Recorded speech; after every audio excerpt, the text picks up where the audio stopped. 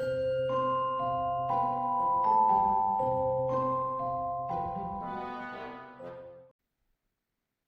everyone. Welcome back for another one of our visual guides. This time it is WonderCon 2023. This kicks off kind of our annual visual guide season here. We'll have lots to come with San Diego Comic-Con, obviously not too far away. But that said, we are here at the Anaheim Convention Center. WonderCon, as we are shooting this, is just a little less than 2 weeks away here. We're recording this on a Sunday. That's important just because as we talk about some of the things of kind of how lively things are and what are the resources available in terms of food, restaurants, things like that, this will come into play as we get to it. So just wanted to kind of full disclosure of when we are recording this. But WonderCon is back. Obviously, 2022 was the return from the pandemic where we had 3 years off the last show in 2019. One thing as we kind of set up the show, WonderCon is one of my favorite cons of the whole year.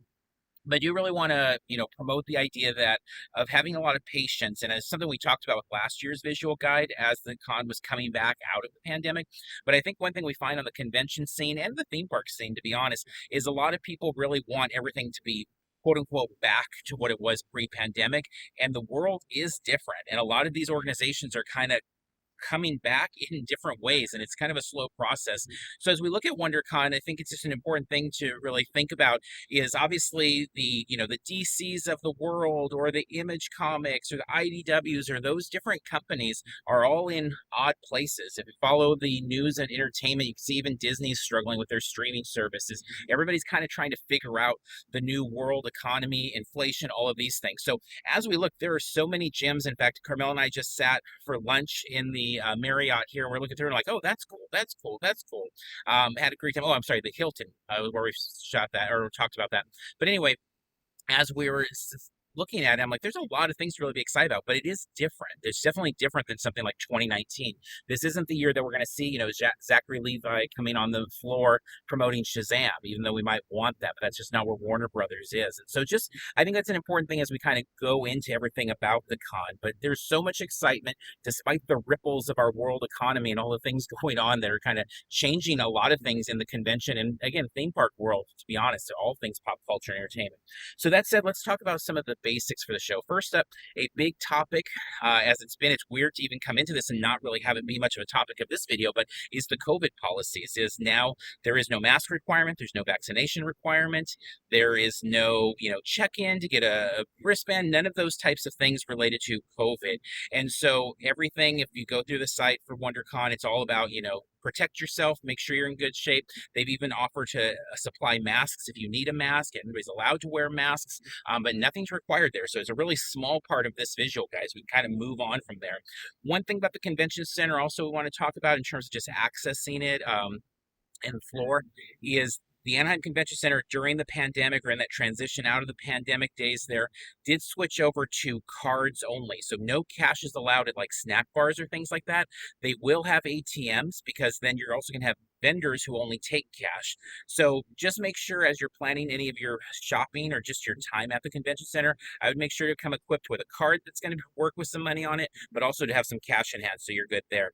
Now, as of our recording, there are still tickets available for WonderCon for this year. So you can go online, like right now as we're recording this, and get tickets Friday, Saturday, Sunday, all of them available. Not sure if that's going to be the case by the time we're done filming today, by the time this video comes out, or by the time the weekend comes. I mean, it's possible they don't sell out, but as of right now, they are available.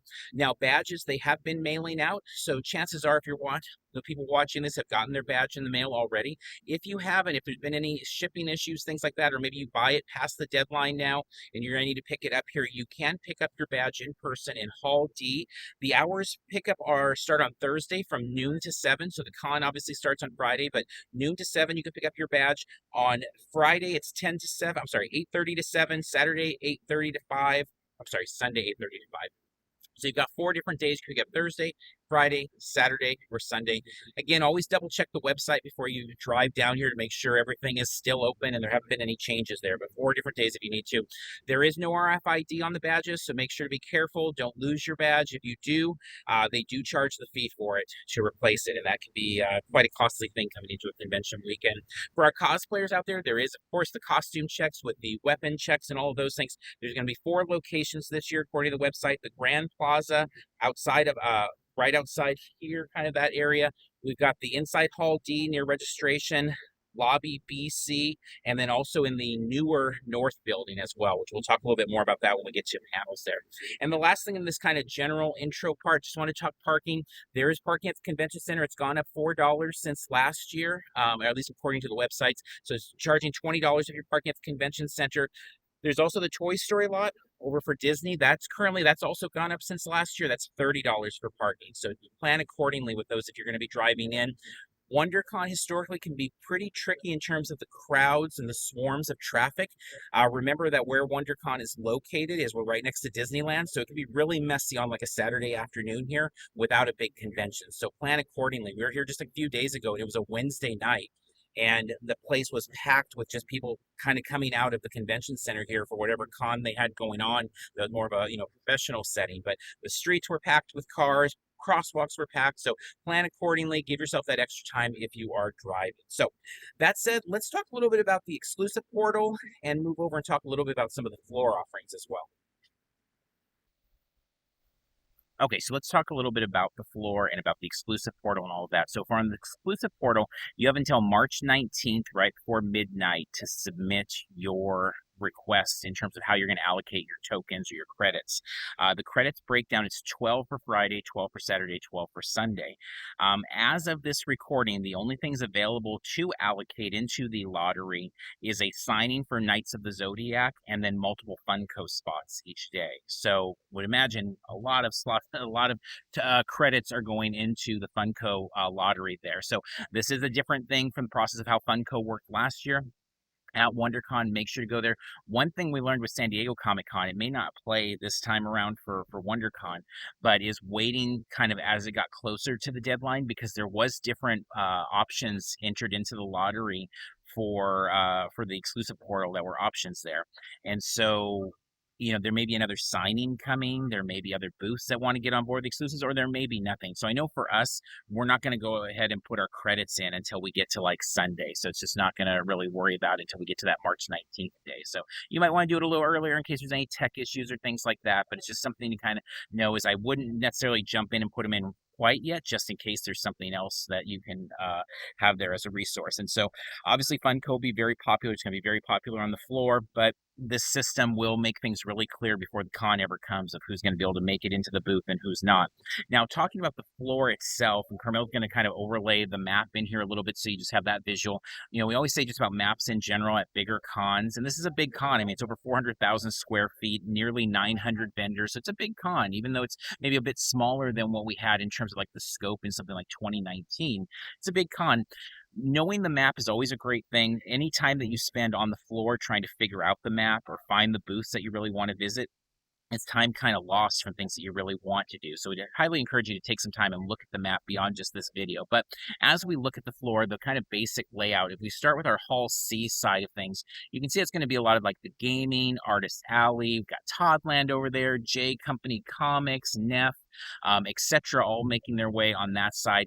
As we get to the heart of the floor, in the B section, you've got the fan club tables, Toink, Style and Online, Gallery Panda, Comic-Con Museum, Bandai, Aspen, Cryptozoic, a lot of kind of popular booths from, whether it's San Diego Comic-Con, WonderCon, or even other cons. Something like Gallery Panda's made a big splash, I feel like, on the convention scene the last few years there, and they're kind of going to be a neat booth to be part of that center.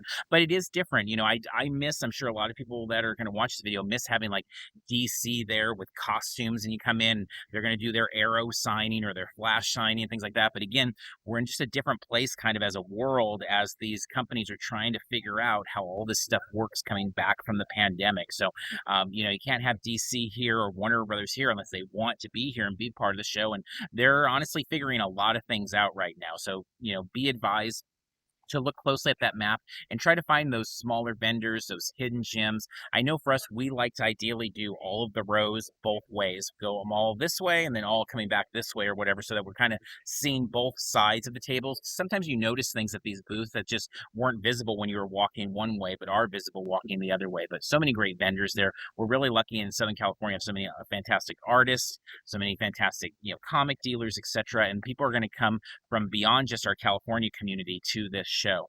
Now, in the Hall A area, that's a favorite area for me. You've got your small press and gold and silver age books. You've got a lot of bins down there. To be honest, don't usually find a ton of like deals in the bins at WonderCon as opposed to like other smaller shows in the area in California.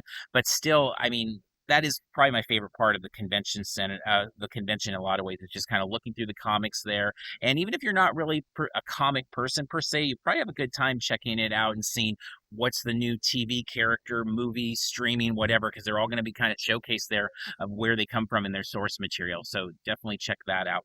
Now, in terms of signings, the special guests, other autograph opportunities, all of that, highly suggest following along with the companies, the creators, etc. You know, if you're curious if Cryptozoic is going to have some sort of signing at their booth, make sure you're following along with them. Obviously, over at the unofficial San Diego Comic-Con blog, we'll be posting stuff there. Parks and Cons will be posting stuff there. If we find information, we'll share it. But it's always hard to beat just following directly the creators. You know, if you want to get Tom King's signature at this convention, it's going to be a hot ticket, and it's going to be good to be following along with him on social media to see everything he has to say about his signing schedule, and if anything changes, have to leave early, cut time short, etc. So with that, let's make our way over to the North Building Arena area and talk a little bit about programming. All right, let's talk just a little bit about programming here. First off, I think this is a really big deal and a great thing. The arena is back. I think that's great for the longevity of WonderCon, having that as an option for your programming. So you're going to have two big rooms this time around with the arena and the North 200A, which we'll talk about North 200 in a second. One thing as an overall with the panel rooms to remember, if you've never been to a Comic-Con International show, they do not clear the rooms. So be advised that people can camp out in the rooms and stay there all day. Not going to see a lot of that during WonderCon. That's much more of a Comic-Con thing, but do understand that people may get to a panel room like the arena very early because they want to see be front row for a certain celebrity that's going to be coming up later that day, like someone from Fear the Walking Dead or something along those lines. Highly suggest you follow along with San Diego Comic-Con unofficial blogs, podcasts. They're going to break down the schedule, talk about room flow, go a lot deeper into all of the programming stuff. So highly suggest that. We always listen to that ourselves for Comic-Con, WonderCon, all that. Can't recommend that enough. Okay, so now in the arena, I mean, you don't have, like, so we don't have, you know, we had what, X-Men Days of Future Past back in the day. We've had Shazam, you know, things like that showing up there. Not quite to that level, but there are some things that are going to be big draws in there. I mean, Warner Brothers coming and doing their two DC animated things. It's going to be their debuts or premieres is going to be a big deal. It's going to attract a lot of people. Funko's coming in there. They're going to be doing their Pop Talk Live. That's going to be a huge draw for sure for a lot of people. Quantum Leap, Fear the Walking Dead, Walking Dead, Dead City. You know, there's a good list there. Wolfpack. They're going to draw people in there. So it should be a big enough space that you don't have to worry too much about early times. But again, monitor social media. It's the general rule for all panels always is to always be on social media, particularly Twitter. We can't recommend enough. Twitter is really where the information moves. I've never seen it work as effectively on Facebook, Instagram, anywhere else. Really, Twitter is where that information moves so quickly. So as you're looking for strategy and help with that, highly suggest that. Now, if we talk about the North Building here, this is a relatively new building for the Anaheim Convention Center. There's a bridge across from the main convention center area where we were talking about the floor and all of that. You can take the escalator up and come around the floor there. Now, in North 200A, you're going to have Knights of the Zodiac, True Lies, the new CBS show, Fired on Mars, Clone High, some HBO Max stuff there. The Arc on Sci-Fi, that's one of those ones that's really, to me, an important, like, for us personally, like, I didn't realize the Arc was going to be here, honestly, until we started prepping for this. I have heard nothing but good things about it. We have not watched it. We've talked about watching it. Now that they're going to be here, this is going to be the perfect opportunity for us to go to a panel, see if we like it, see if we can get excited about it, and see if we watch it. And I think there's a lot of opportunities like that in the schedule this year in terms of newer media. Not as much, you know, returning greats coming as there is like new shows coming that might become a new favorite or maybe not. There's also like the 30th anniversary of Animaniacs coming, Dragon Prince, and then beyond the North 200A, I mean, we talked about the two big rooms here at the arena and North 200A, but in these smaller panel rooms, I mean, you have a real big list of comic creators. You've got Tom King, you've got Doc Shaner, you've got Adam Hughes, you've got Jason Aaron, you've got so many people coming that are big time comic creators that are creating the world that we know. I mean, Tom King is a part of all the things going on in the DC writers room now with James Gunn. So that's somebody you might want to check out a comics panel for. And it's going to be a popular panel. I think he could arguably be in North 200A himself. But some great stuff there. Jason Aaron wrapping up his Avengers run. Great stuff there. He made Gore the God Butcher. He made so many of the Thor characters we saw in the most recent Thor film. So a lot of great stuff there in those rooms. You've also got great fun panels like Nacelle, the toys that made us, people being here, Toy Store near you. I love the stuff that they do. The Legal Geeks have a great panel about Wednesday.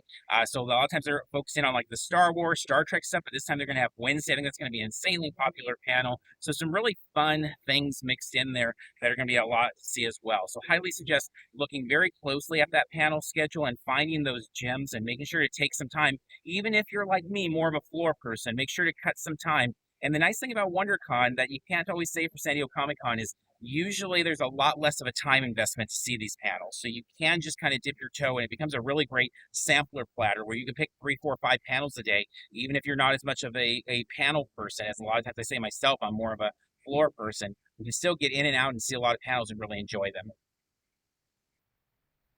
All right, let's talk a little bit of the options outside of the convention center in terms of primarily food, drink, supplies, things of that nature. The Hilton and the Marriott, if you've not been for a while, they really are not what they used to be. If we go back to 2019, they're not. They just honestly have not really come back in the same way from the pandemic. Not that they don't get busy and crowded when something like Star Wars Celebration or D23 Expo is here, but a lot of the resources are still much more limited. Today, as we've been filming this, we've been here from like 1 to 4ish now that we're wrapping up here. And like Starbucks was closed in the Hilton. The Starbucks was closed in the Marriott. Many of the food offerings now, they don't have a big convention going on today, so maybe it'll be different. But what we found at Star Wars Celebration and D23 Expo is a lot of the stuff was closing very early. So there was less options, and the options that were there were closing much earlier in the day. So it's a tough thing to plan for. I know we kind of got snake bit by those quite a few times throughout the convention weekends in both cases. So not sure how to really prepare for those outside of bringing your own food and drink if you're staying in the hotel here. Obviously, eating at the snack bar in the convention center can help with that. But, there are things like the Hilton, that food court used to be such a great stop in there. There was a lot of options. We do submarine and things like that. Now it's like the pizza place, which we like. I mean, the pizza we had today, we got 2 slices of pizza, some pasta, and a drink, and it was like $25. And so it's a really, pretty good deal. But I mean, it's not the best food in the world, but it was good. It was fine. But with WonderCon being here, when you don't have as many food options, that line can get really long as well. So ideally, try to eat off times. Try to not be eating right when the convention day, when the exhibit hall closes. Try not to be eating lunch right at noon. Those are some things that kind of help. Watching the snack bar in the convention center for when it first kind of opens with regular food, a lot of times like that 10:30, 11 time can help a little bit there. But do be wary of that and make sure to kind of know that coming in, that just a lot of the things are not staying open as long, and just there are not as many options as there used to be pre-pandemic. So things to plan around. There is a CVS here over on Harbor behind the convention center and Catella area there. You've got, a Coffee Bean and Tea Leaf there. There's a Target a few blocks down that's not too far. And then, of course, downtown Disney on the other side here of Disney California Adventure and the Disneyland Resort. You do have downtown Disney. Obviously, it's pricey. A lot of things get really super busy there without a convention. I mean, we're there on a Tuesday night with nothing else going on and the place is packed. So if you are looking at like eating at a restaurant there, you might want to try to book reservations in advance. Highly suggest you get the Disneyland app, even if you don't plan to do anything but maybe go over there for an hour on one of the days of the weekend. The app will help you with hours, menu, prices, all of those types of things. So even if you're not going to the theme parks, highly suggest having that. They do have a companion ticket or a ticket deal that they're doing with WonderCon. If you are thinking of going to Disneyland, you're coming from out of town, don't already have a ticket or a pass, you can get a little bit more of a discounted rate there to go to Disneyland during your visit here. But just be prepared, Disneyland is as crowded and as busy as it's ever been. It is crazy there. We were there with my mom for dinner last week Thursday night, and it was just like messy. It was like really, really messy. And it just is a lot of times. So if you're kind of leaving the convention center, you're just like, I'm going to go take a break over there. It's probably not going to be as relaxing as you'd like. A lot of their hotel stuff is not back to what it used to be. The Paradise Hotel is not really functioning in an effective way in terms of food and drink and things like that. You do have the Disneyland Hotel with limited offerings. We always love Tangaroa over there as a spot. They've got Trader Sam's and stuff. But, again, use the app to find all of those options over there. So with that said, we are going to wrap up this video. We hope we've helped at least one thing in here. that maybe helps you, even if it's just kind of, we have a lot of people that reach out that say they just like watching these videos because it gets them feeling like it's that convention season, or it's just kind of, even though they could probably do these videos themselves, just as kind of like a ritual. And I know what that's like from being an avid podcast listener myself. There's a lot of things that I just like to listen to, even if I know the info. So whether you're one of those people, brand new person, we hope you have a fantastic WonderCon.